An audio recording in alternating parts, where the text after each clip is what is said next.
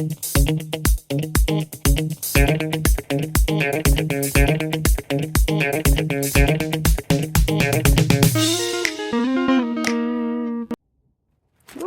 hi. Yeah, today there is a little bit of a perspective change happening, because sometimes the answers are in the details, you know. Will it be the case for the next question? Let's see.